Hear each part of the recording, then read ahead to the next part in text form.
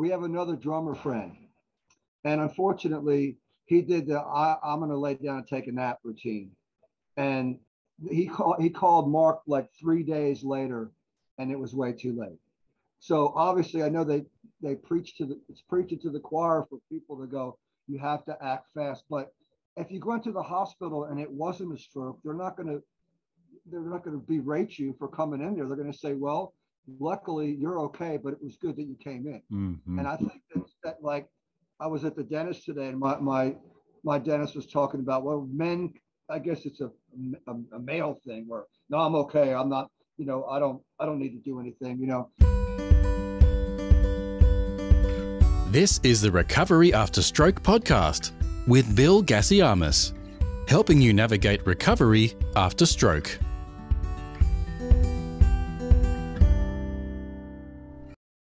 Hello and welcome to episode 208 of the Recovery After Stroke podcast.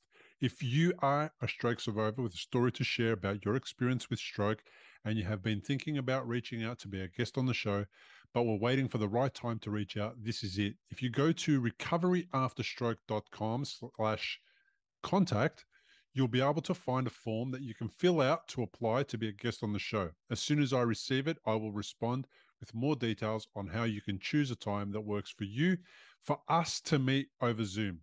Now, my guest today is Kevin Snit Fitzpatrick, a lifelong musician who noticed something weird happening to his arm and went to the hospital within 1 hour of the first symptoms presenting themselves. Kevin Fitzpatrick, welcome to the podcast. Thanks for having me.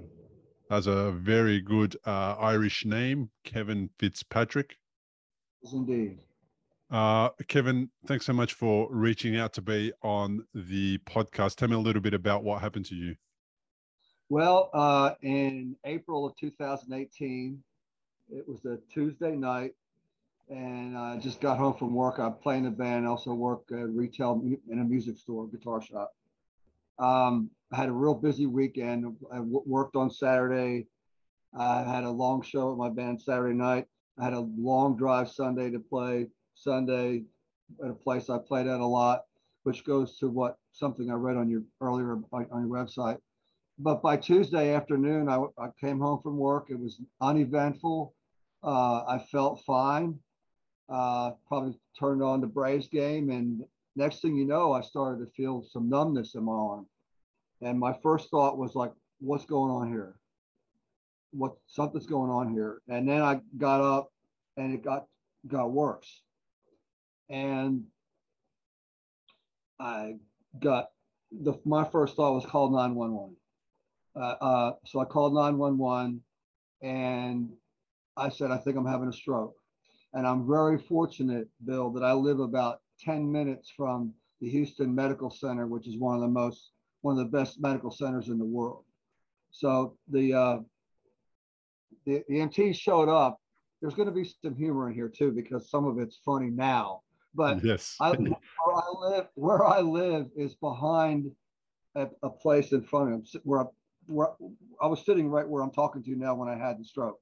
The place in front, when the EMT showed up, I was struggling to get dressed, and I could see the lights flashing because it was dark, and literally fell down once, and then finally got like some shorts on and a shirt, and I kind of crawled to the door and opened the door, and I said, I'm back here. So they come inside, and one of the guys said, you should probably get a posted sign with your address out closer to the street. I said, fine, we'll stop at Home Depot on the way to the hospital, or something like that. So, but they came in, they started, they hooked me up. They started taking my blood pressure. And at the time, Bill, I had stopped taking, in 2010, I had an incident where I woke up one day and felt dizzy. I went to the ER. My doctor put me on blood pressure medication then, but eventually he kind of weaned me off of it. When I had the stroke, I wasn't taking any blood pressure meds at all.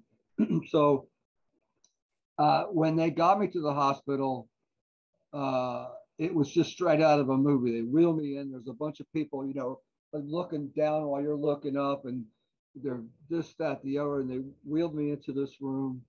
And the first person that came in was the doctor.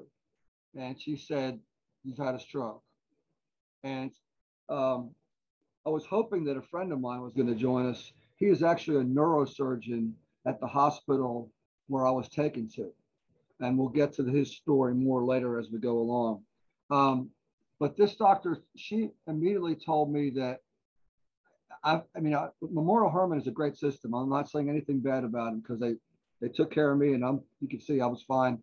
But she gave me some information that made me feel that it wasn't correct. She said, "We're going to train you to walk in 3 months," and she said, "We're going to give you a medication, which turned out to be TPA, which I didn't know anything about, if we can get your blood pressure down."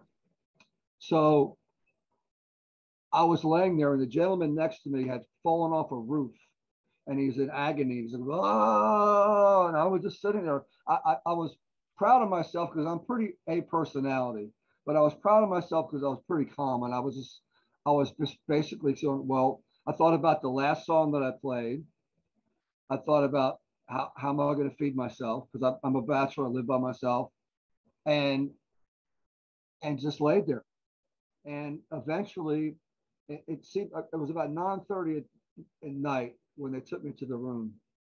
And first when it first happened, it was probably I got there within an hour. I got there quick, real quick, because I'm close. I knew it. Like I said, if it would have happened 2 days before when I was 50 miles from here or driving home, there's no telling what would have happened. I'm so lucky that how it happened was right here. Um, so yeah, they took me into an emergency room, and I'm pretty, even in my mind now, I'm pretty well aware of the time frame and how it went. But eventually, I guess they had given me the TPA, but didn't tell me because another doctor came in a couple hours later, and I started to get feeling back, and it was this side, it was all this side. And she said, "How you doing?" I said, "Well, better. I'm getting feeling back." And she says, "That's great. That means the drug worked." I was like, "What drug?" And she said, "Well, we administered this drug called TPS." I said, "Well, the first doctor never told me that." She said, "We're going to try to get your blood pressure down." So then it was, about 3 or 4 in the morning. They finally took me in to have a CAT scan and all that. And that checked me into the room earlier that morning.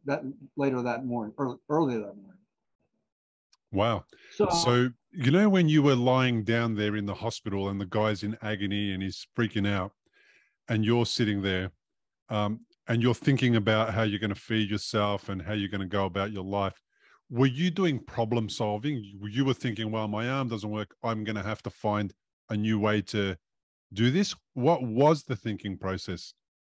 Well, going back to it, like I said, it was more reflective about what had happened. I hadn't, I could, I've been a relatively healthy person.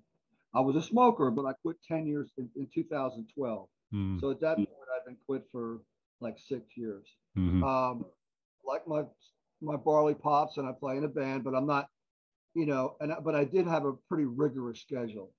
There's another real important thing I'll get to in a minute about what they thought might have caused it. But no, Bill, I was being more reflective on what had happened other than questioning myself, going, how am I going to do this? But I didn't have any answers at that moment. Yeah. How long have you been playing in bands? What kind of music do you play? I'm 68 now. I'm 64 when it happened. I started when I was 15 or 16. I was a drummer for years, on the road with bands, coast to coast. Grew up in New Jersey, lived in Atlanta. I call Atlanta my spiritual home. I've been in Houston for 28 years. When I got here, I joined a road band, and we played literally everywhere. We were like one of those almost made it bands, real popular around town. And then around 2000, I started my own band as a singer, guitar player, and I kind of do both now. Believe me, I've slowed my schedule way down because I had to. When I try to do too much now, I'm still working a full-time job, retail guitar store, but I can tell when I'm pushing it too hard. I was like, recently I have work on Monday, have a gig Monday night, work on Tuesday, have a gig Tuesday night. I told the Tuesday night guys, I said, I can't do that. That's pushing too much. And they understood it. So sometimes I think I can do more than I can, but I've been pretty much a life of playing music, mostly professionally for my whole life. Did you Well, lose did you lose the ability to play for that short amount of time when the injury first occurred? that okay, this happened on Tuesday. I think it was April the 17th. I walked back into work on Friday, and the people I work with thought they saw a ghost. They were like, what? And I'm like, I'm good. I'm good. And I had a gig that Saturday. Wow. In a place that was quite a bit of ways, but I didn't, my drummer drove, and it was one of those low key kind of gigs. And the guy that ran the place had health issues too. But yeah, I mean, people that saw me were like, wait a minute, didn't you just have a stroke? I was like, yeah. They said it was transient ischemic attack. And before I did that gig, probably why I did it, why I felt good about doing it, I told you about my friend. His name's Mark Dannenbaum. He's a neurosurgeon at Memorial Hermann. He came over here. I think you'll find this really fascinating because when I read your story, it seemed like you wish you'd have gotten more information about what the things that happened to you. Well, Mark, being in the Memorial Hermann network, was able to come over to my house, get his laptop out, and go, here's your brain. Here's what happened. And he explained to me a lot more than they did at the hospital, because I guess they just figured, well, you're fine. See you later.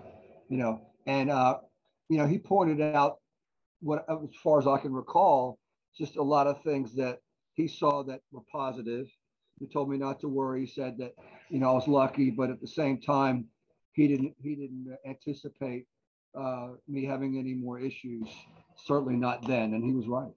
That's brilliant. I love that, because one of the things that you can get from my website, if you go to it, recoveryafterstroke.com, is you can download a guide that's called 7 Questions to Ask Your Doctor About Your Stroke. And the purpose of it is exactly that. It's so that people, when they go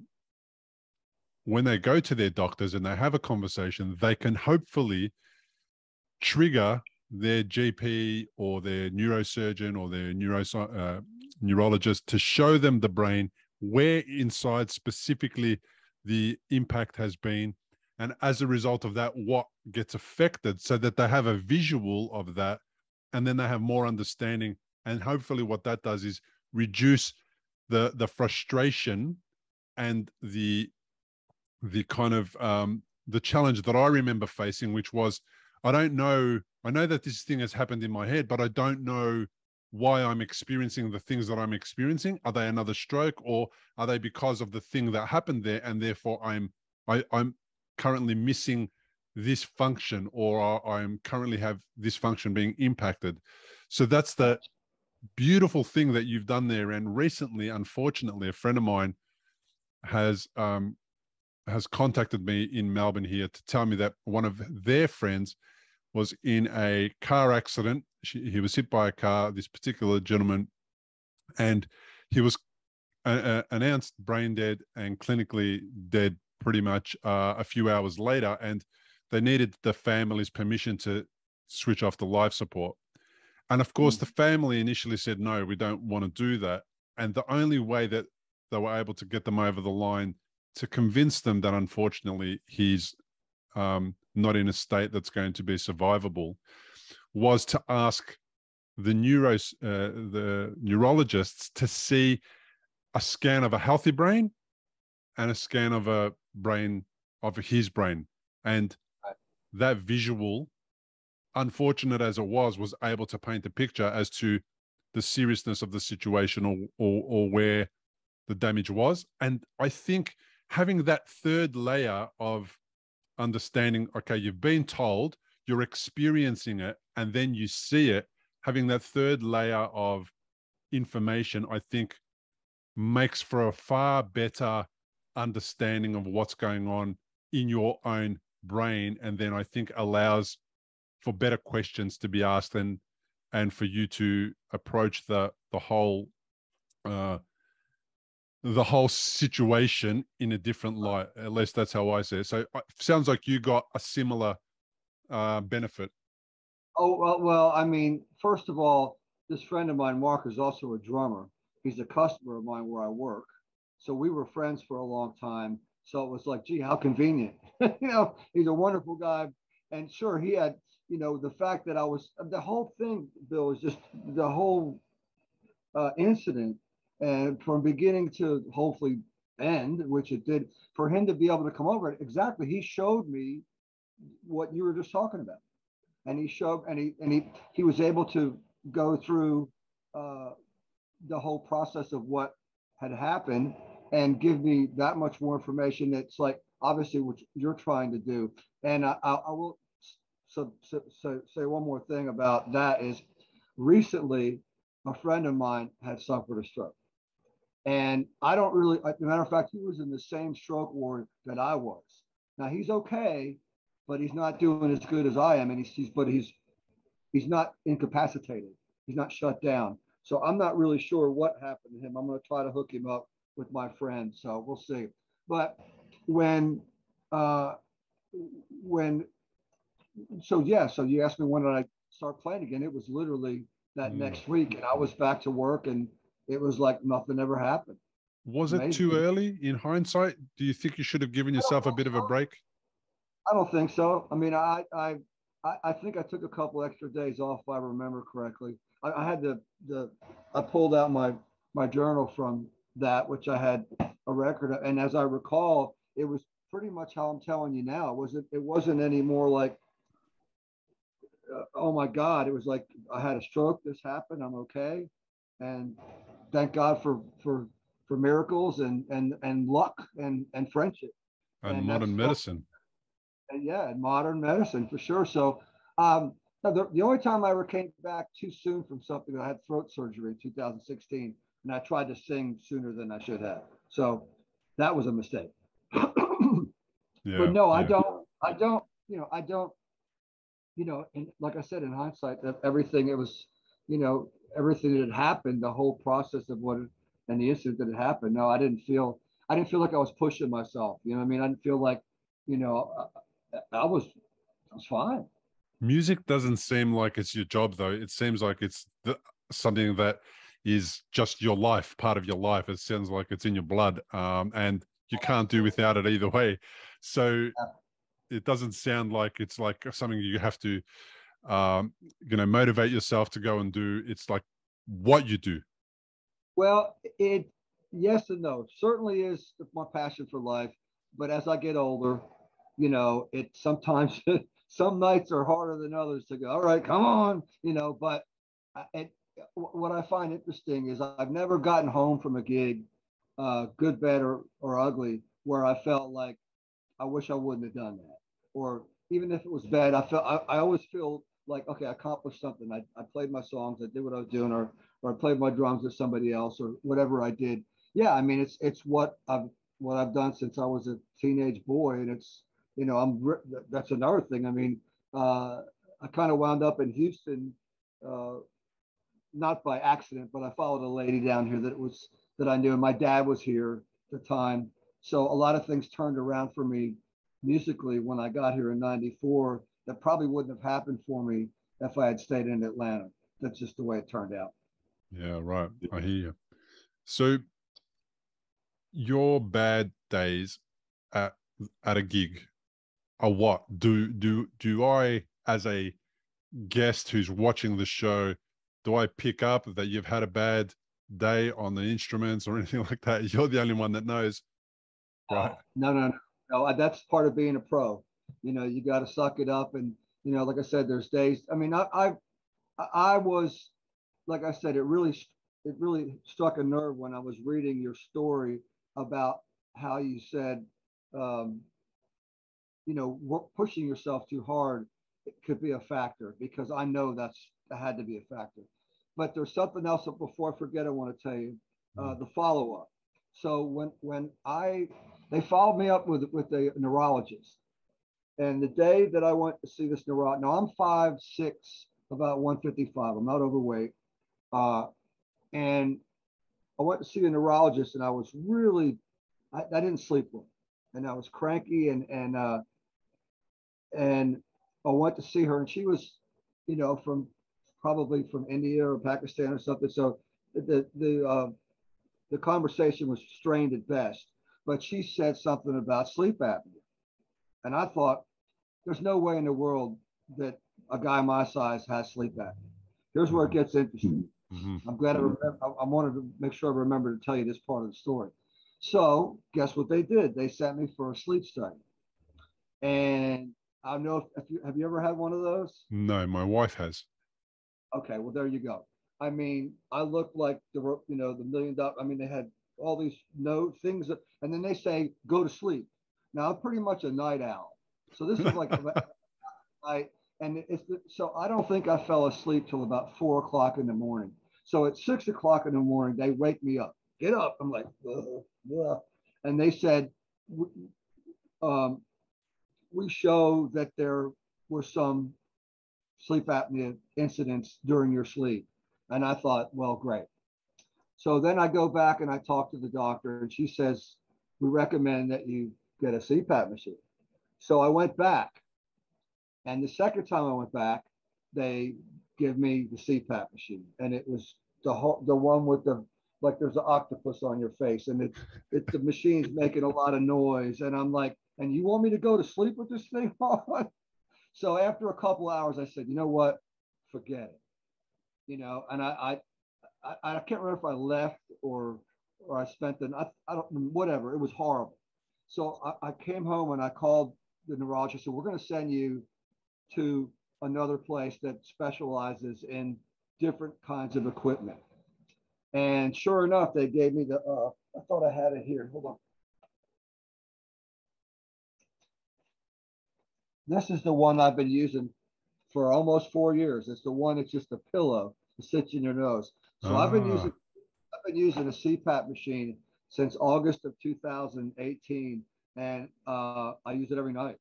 So they're saying that, like I said, that could be a reason. Now, like I said, when I went back to talked to the neurologist this past April, I said, do I really have to keep using this thing?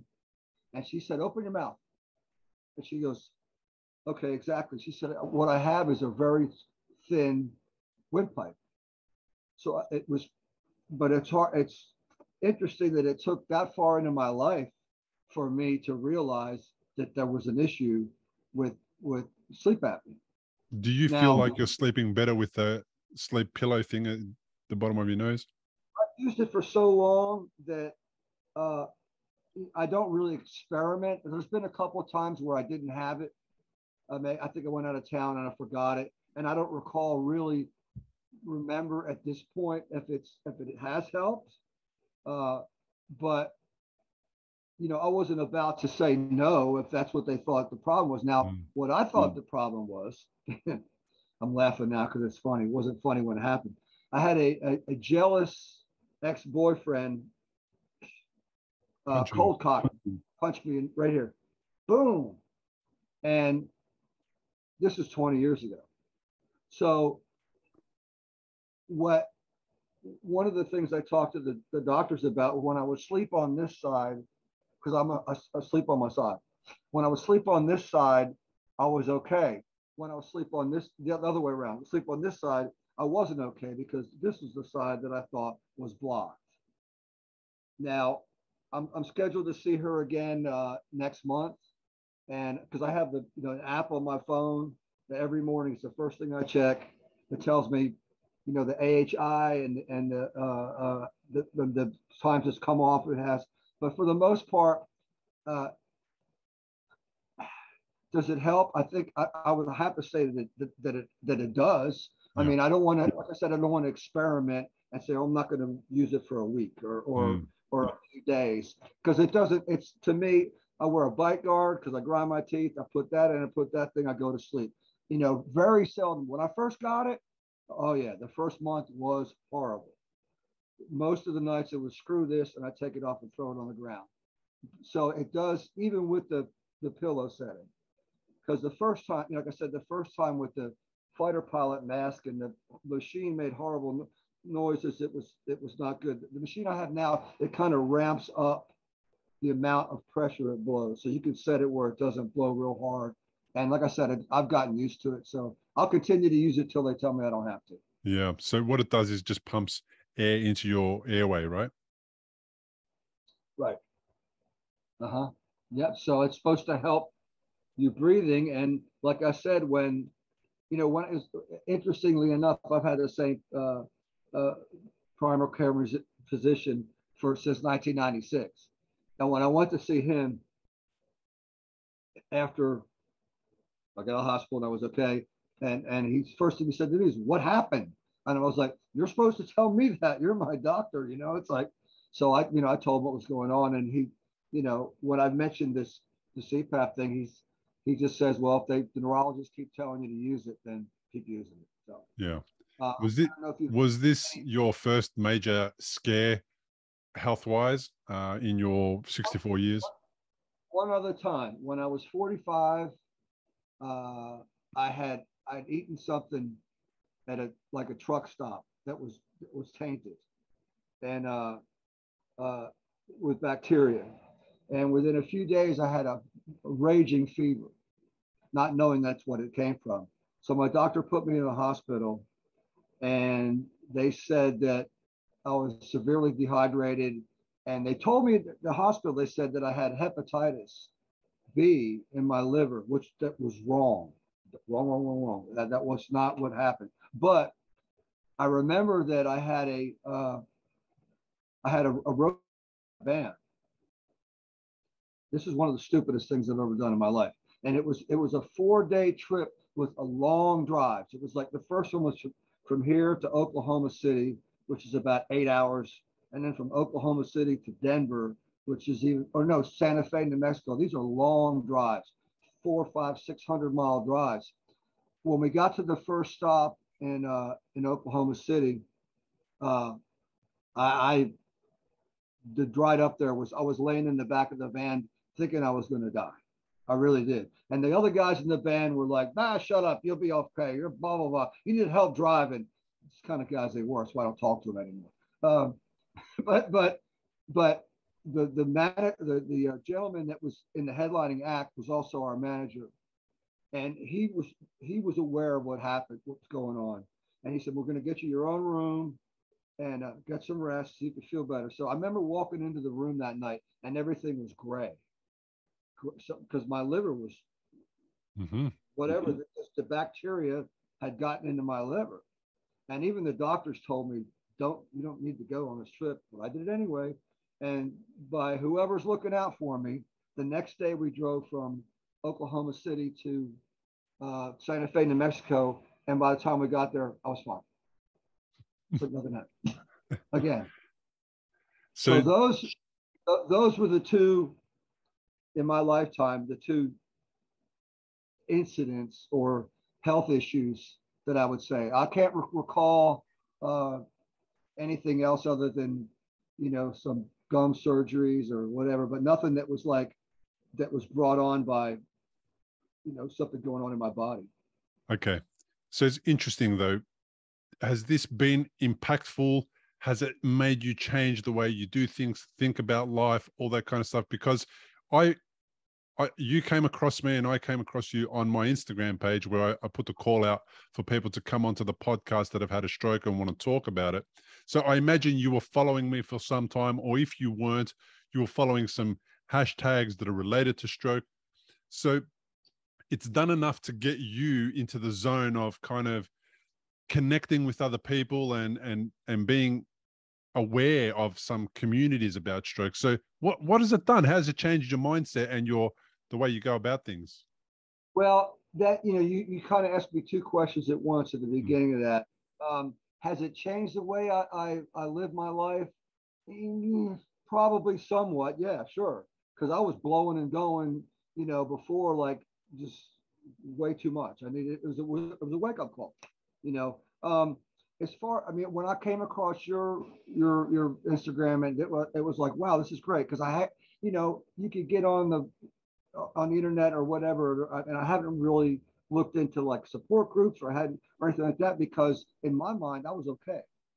But I also one of the main reasons I wanted to be here today with you is to help other people. Nice. And to let them know, because I've had,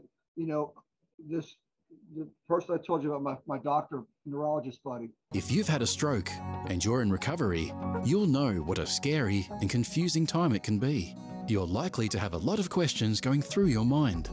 Like, how long will it take to recover? Will I actually recover? What things should I avoid in case I make matters worse? Doctors will explain things, but obviously you've never had a stroke before. You probably don't know what questions to ask.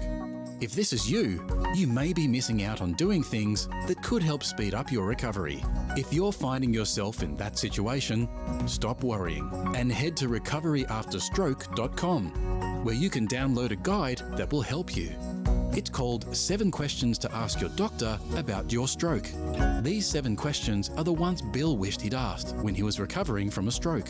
They'll not only help you better understand your condition, they'll help you take a more active role in your recovery. Head to the website now, recoveryafterstroke.com, and download the guide. It's free. We have another drummer friend, and unfortunately, he did the I'm going to lay down and take a nap routine. And he called Mark like 3 days later, and it was way too late. So obviously, I know they preach it's preaching to the choir for people to go, you have to act fast. But if you go into the hospital and it wasn't a stroke, they're not going to berate you for coming in there. They're going to say, well, luckily you're okay, but it was good that you came in. Mm-hmm. And I think that like, I was at the dentist today, and my dentist was talking about, well, men, I guess it's a male thing where, no, I'm okay. I'm not, I don't need to do anything. I wouldn't call myself a hypochondriac, but there's a few other things that have happened in my life that I think have stayed with me. First of all, my aunt on my dad's side, my dad's sister, when she was about 42, and I think I was about 10 or 12 years old, she had a stroke and she was in a wheelchair. And it was, very much a memory of my childhood. Mm. Also, not to sound morbid, but my mother passed away when I was 7 of she had brain tumors, and I remember as a little boy with her dizzy spells and freaking out. Now, of course, that was the number one question that I had for doctors. My friend Mark was this hereditary? Could that have caused it? And my friend Mark, the neurosurgeon, said no, it was not a factor, and it wouldn't be a factor. Yeah. So those 2 things, I think, helped me know that when I had the stroke, that I needed to act quickly. I needed to call 911. I needed to get to the hospital. Yeah. And it wasn't one of those like, I have a slight headache or there's a pain in my arm. It was a major incident going on where I knew I had to do something quickly.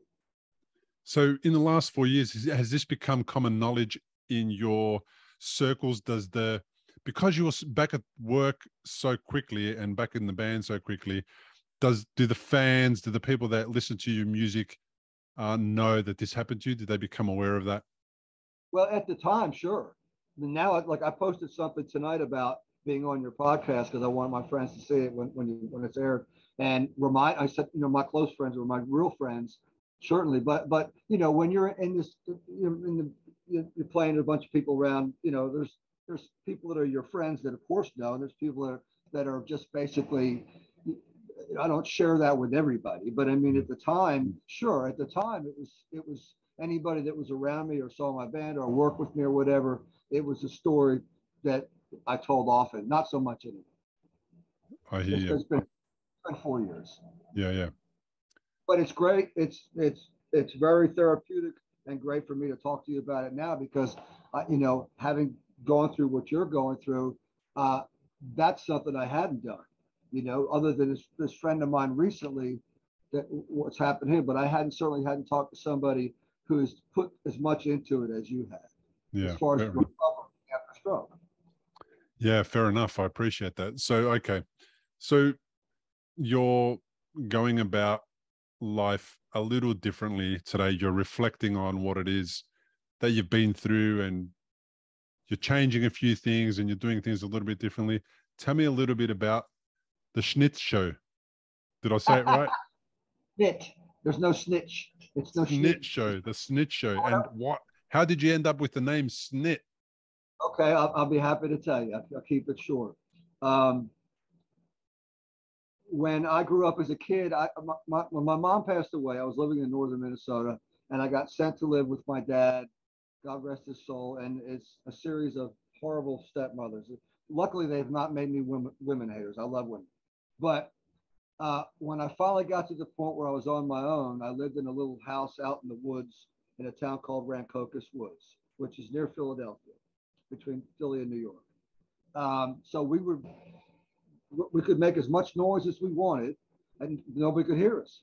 Now, the only thing that was close to where I lived was a liquor store called Martin's Liquors. Now, what we did back then was we would read everything backwards. So the town I lived in, it sounds ridiculous, but it's where it came from. It was called Rancocas Woods. Backwards, that's Secuknar Stew. Martin's Liquors backwards is Shrokil Snitram. So, short of the story here, they started calling my house Snitram's Palace. We're going to go to Snitram's. And then they started calling me Snitram, and they shortened it to Snit. That's where it came from. That was 1975, 4 or 5. So that nickname is kind of stuck around. And ironically enough, I'm a huge Atlanta Braves fan.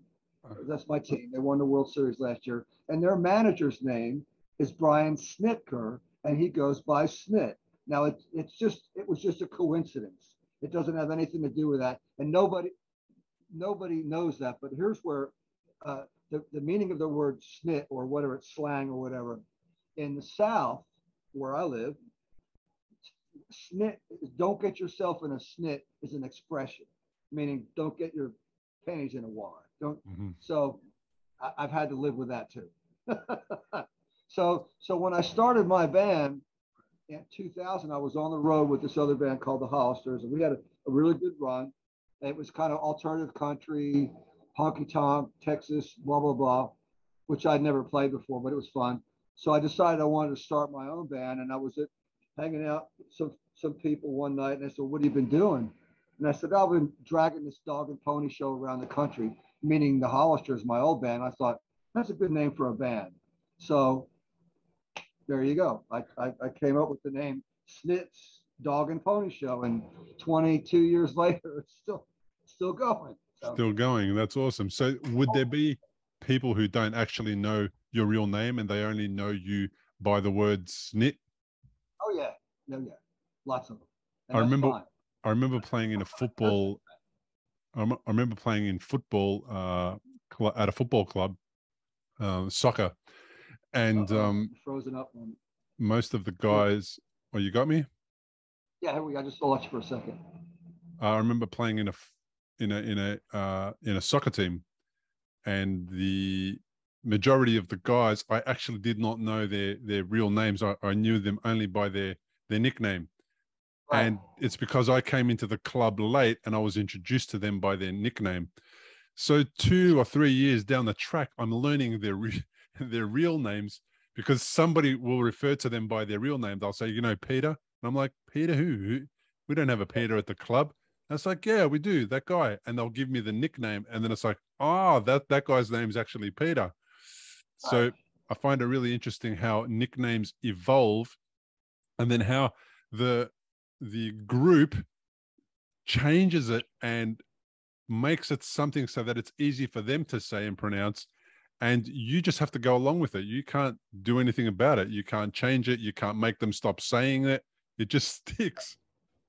Well, it's funny too, because like somebody will call the store where I work and they'll ask to speak to Kevin, and a couple of guys that worked there that were new. Somebody's looking for Kevin. I said, "Oh, that's me. That's my real name."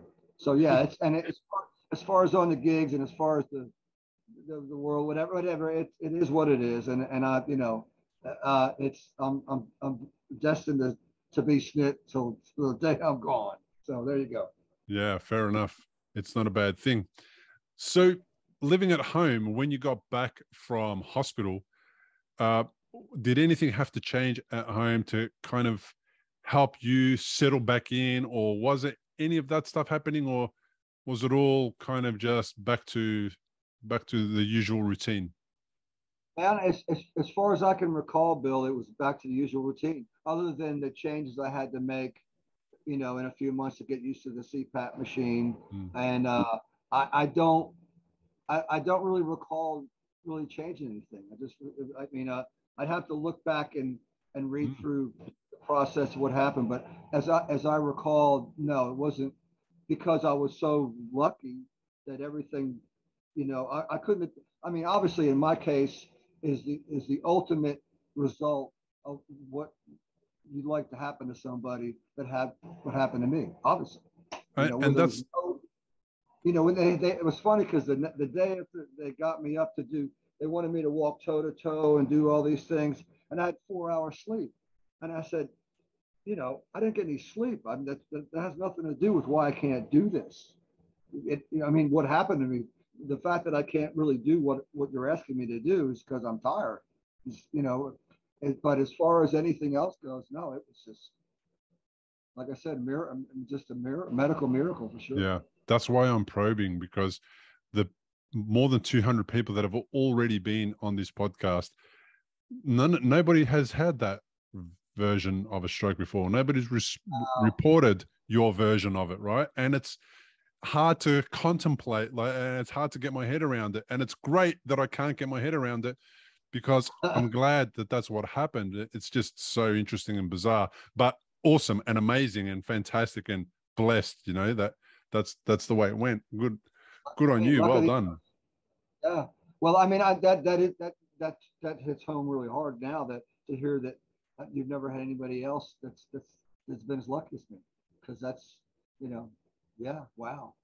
I know they're out there. But I haven't had them on the podcast. And I normally get people who have been impacted in some way, shape, or form, and are still living with the impact of it many years later or a few years later, and they're living a new version of themselves and a new way of life, or they've adjusted a lot of things, or they can't do things they used to do. I've met some musicians who haven't been able to go back and play their instrument anymore.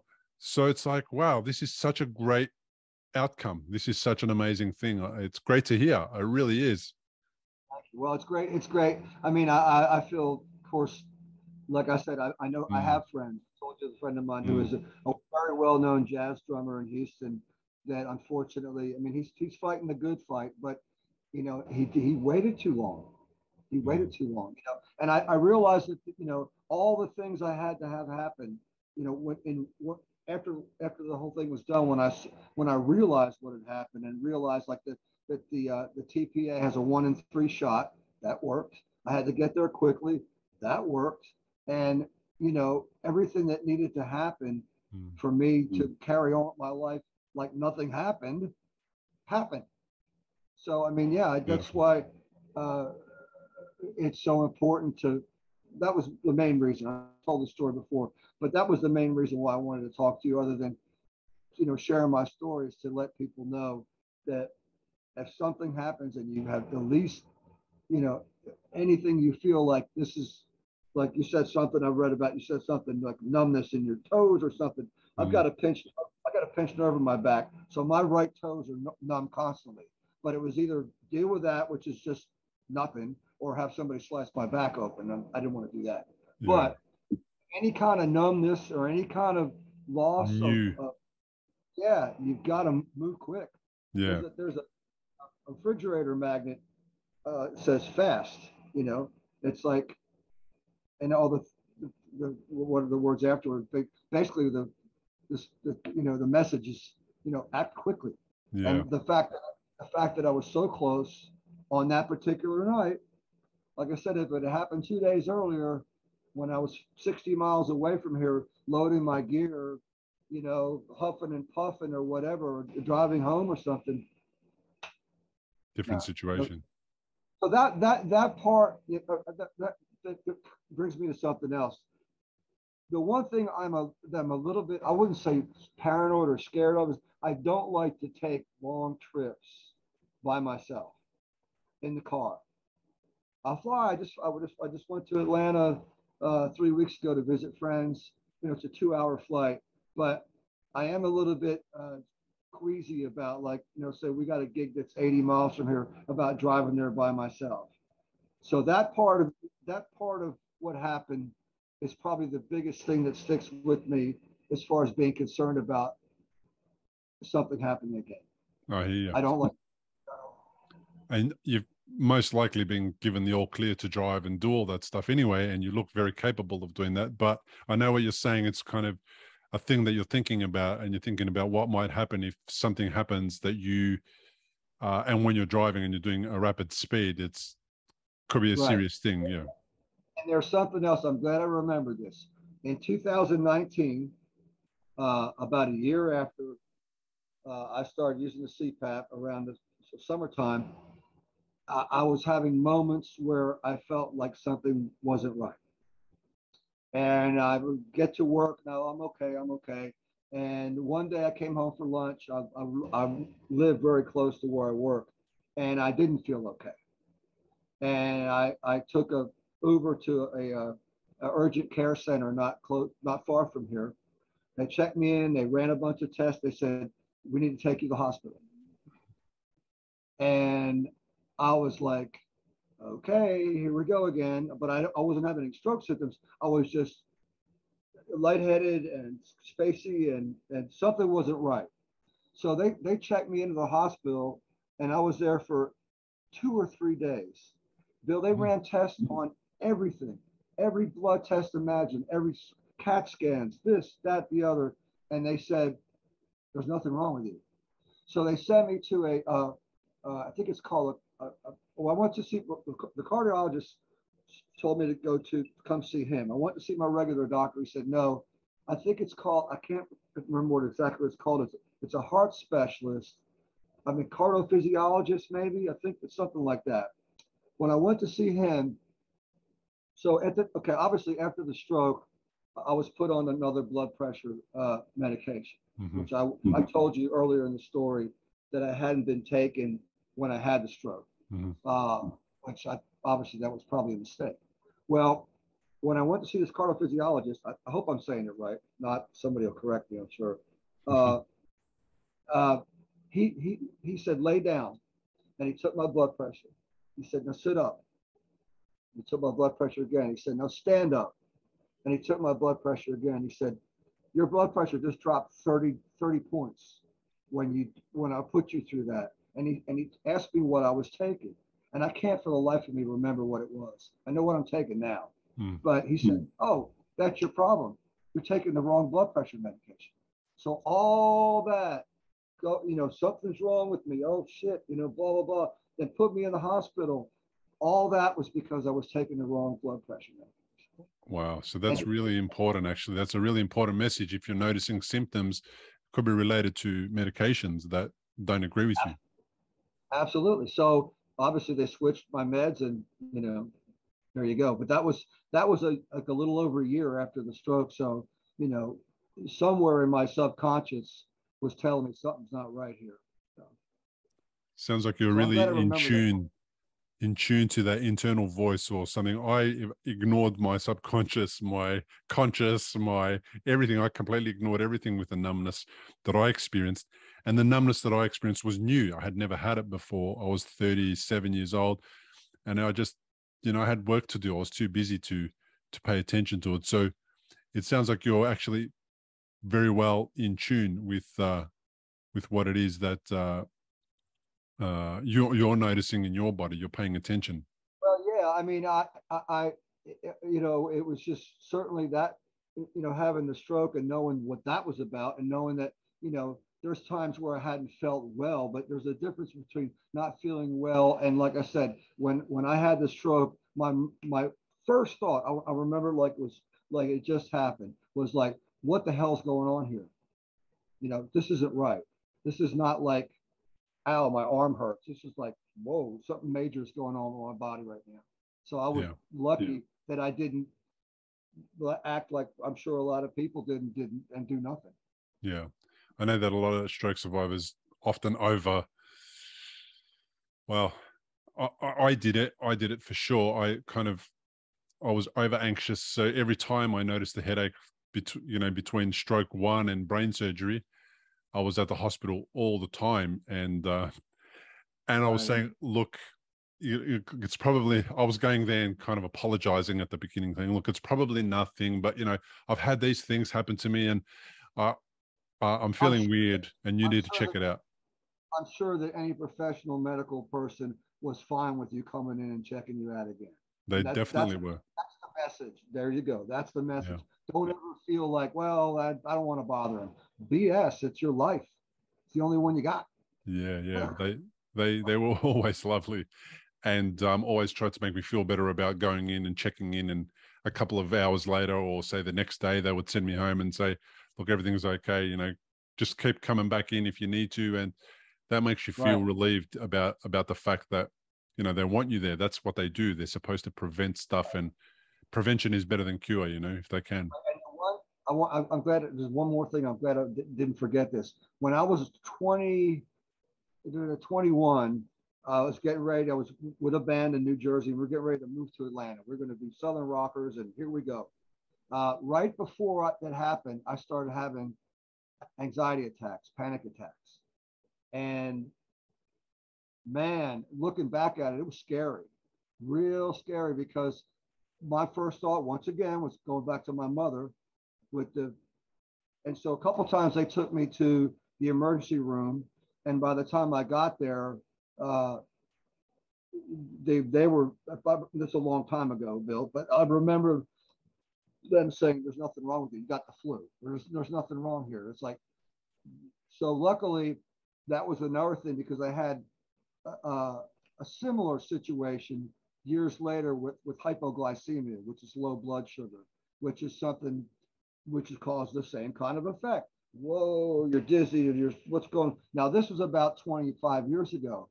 And I went to the doctor, and they did where they take your blood, and they said, well, yeah, you have low blood sugar, so easily fixed. Just eat, eat something. So now I know if I haven't eaten and I start to feel like that, that's the cause of it. So I'm glad I remember those things, because those were before the stroke, but they were also things that happened to me that needed to be addressed, and were similar as far as how I felt, like something like is happening that's not right.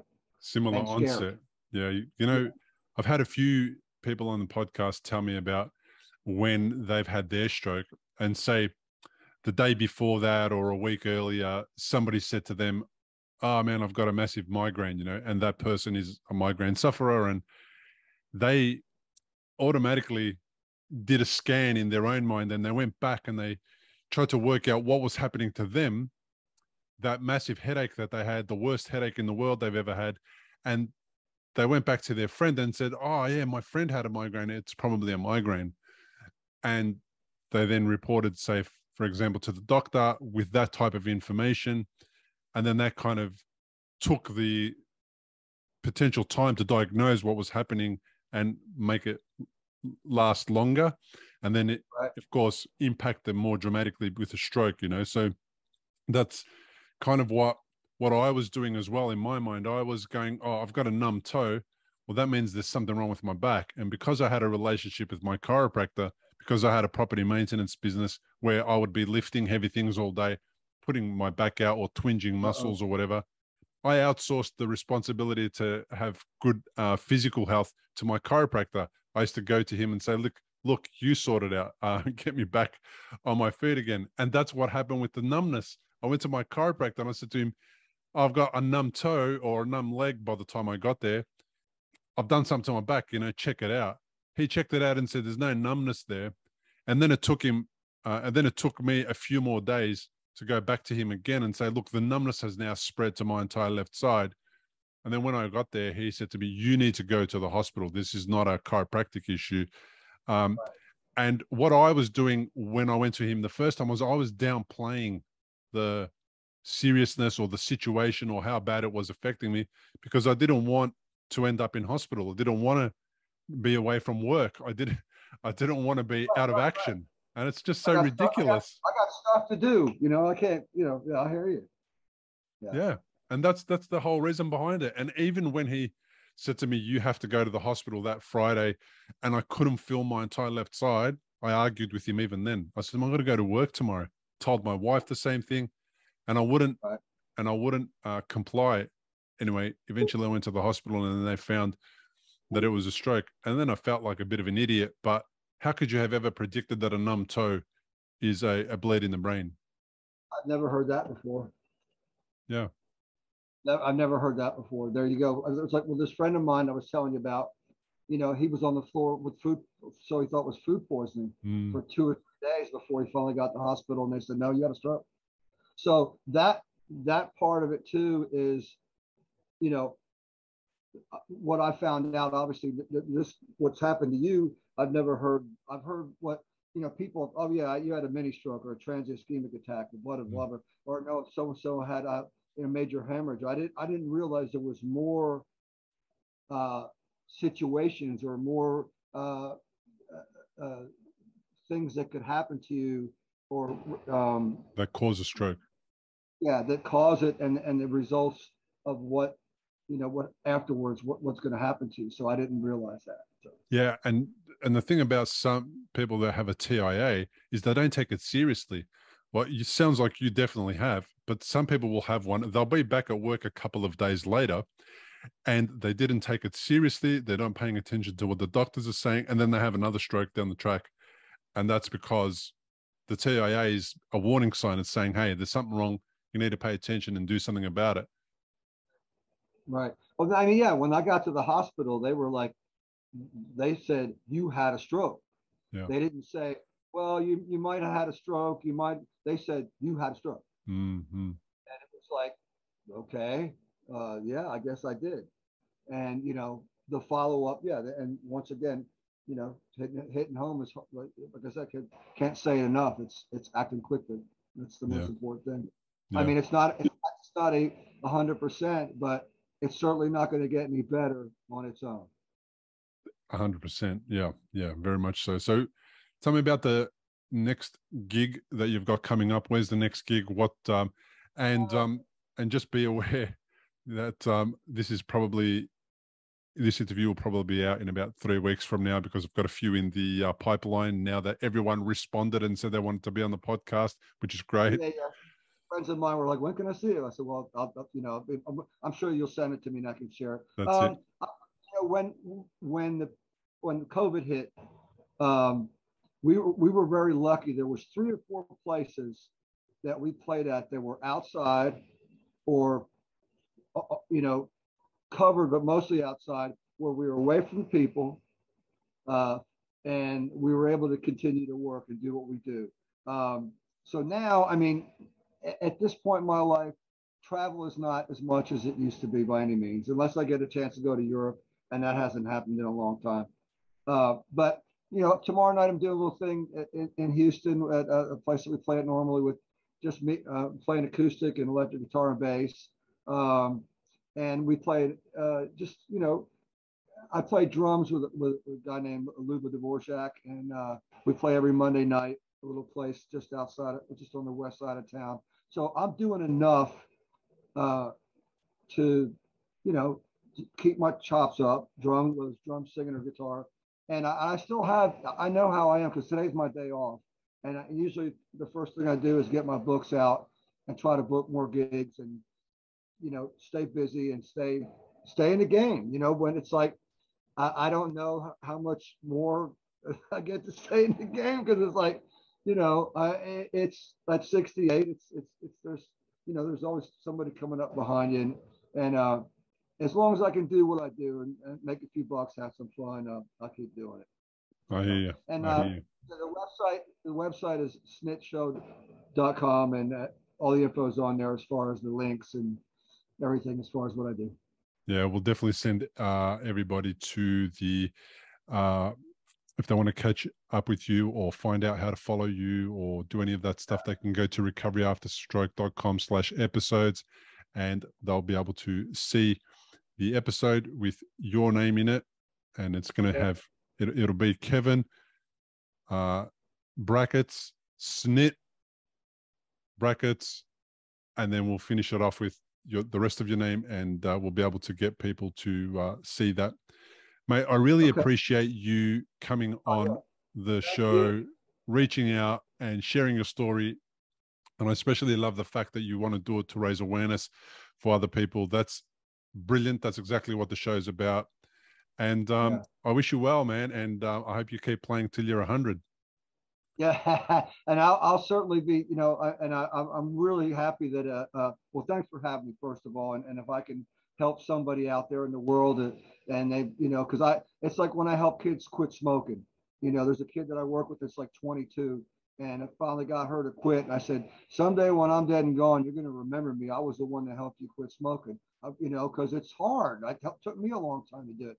But, you know, at the same time, you know, yeah, I mean, I just, like I said, I'm really glad I came across your Instagram and it's immediately got my attention. And the fact that it's the first time I had a chance to really share my story with somebody that is so aware of it and is doing so much to help people in your position, in our position. I'll tell you what, I got overwhelmed with the response. I put it out there just off the cuff, just not thinking too much about how many people would respond. And I think I got 30 or so responses. And that's almost, I mean, there's 52 weeks in a year. I release one episode a year. I mean, that's the majority of one of my years, you know, filled with podcast episodes if I continue to release one a week. So I'm going to have to start releasing a couple more a week because I don't want there to be such a long delay between recording and then releasing it. That's too much of a delay. But I was so overwhelmed. And it's amazing that there is so many stroke survivors that want to do exactly what you want to do. They want to share their story and they want to help other people. And I just love that about our community. I think it's amazing. Right. Well, it's great. It's great that it's something positive for a social media site, really positive what you're doing, other than just frivolous nonsense, which a lot of it is. Yeah. Thanks so much. Okay. I really appreciate it. Well, thanks again for joining us on today's episode. If you would like to learn more about my guests, including links to download a full transcript of the entire interview, please go to recoveryafterstroke.com/episodes. If you would like to support this podcast, and I would really appreciate it, the best way to do it is to leave a 5-star review and a few words about what the show means to you on iTunes and Spotify. And if you are watching on YouTube, leave a comment below the video. Give it a thumbs up, subscribe to receive notifications of new episodes so you can get them as they come out. Now, sharing this show with family and friends on social media will make it possible for people who may be in need of this type of content to find it easier. And that may make a massive difference to somebody that is on the road to recovery after their own stroke experience. So thanks again for being here. Thanks for supporting me and doing all the things that you do to make this show what it is. I really appreciate you for listening. I really appreciate the listeners and I really appreciate the guests for coming on. See you on the next episode. Importantly, we present many podcasts designed to give you an insight and understanding into the experiences of other individuals. Opinions and treatment protocols discussed during any podcast are the individual's own experience, and we do not necessarily share the same opinion, nor do we recommend any treatment protocol discussed. All content on this website and any linked blog, podcast, or video material controlled this website or content is created and produced for informational purposes only and is largely based on the personal experience of Bill Gassiamas. The content is intended to complement your medical treatment and support healing. It is not intended to be a substitute for professional medical advice and should not be relied on as health advice. The information is general and may not be suitable for your personal injuries, circumstances, or health objectives. Do not use our content as a standalone resource to diagnose, treat, cure, or prevent any disease for therapeutic purposes or as a substitute for the advice of a health professional. Never delay seeking advice or disregard the advice of a medical professional, your doctor, or your rehabilitation consultation program based on our content. If you have any questions or concerns about your health or medical condition, please seek guidance from a doctor or other medical professional. If you are experiencing a health emergency or think you might be, call 000 if in Australia, or your local emergency number immediately for emergency assistance, or go to the nearest hospital emergency department. Medical information changes constantly. While we aim to provide current, quality information in our content, we do not provide any guarantees and assume no legal liability or responsibility for the accuracy, currency, or completeness of the content. If you choose to rely on any information within our content, you do so solely at your own risk. We are careful with links we provide. However, third-party links from our website are followed at your own risk, and we are not responsible for any information you find there.